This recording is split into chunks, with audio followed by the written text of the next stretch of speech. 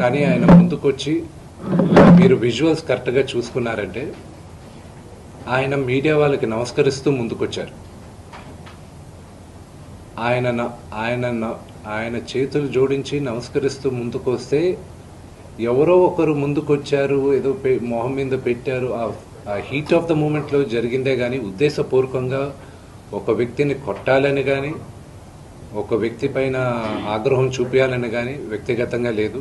నిన్న మీరు విజువల్స్ చూస్తే, టీవీ విజువల్స్ మీరు కానీ కరెక్ట్గా చూస్తే గేటు పగలగొట్టుకొని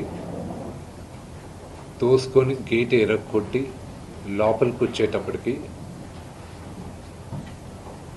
ఒక తండ్రిగా ఆయన రియాక్ట్ అయిన విధం చాలా తక్కువని నా భావన. ఆయన గాయపడిన ఆయన వాళ్ళ ఫ్యామిలీతో నేను టచ్లో ఉన్నాను, వాళ్ళ ఫ్యామిలీ మెంబర్తో మాట్లాడాను.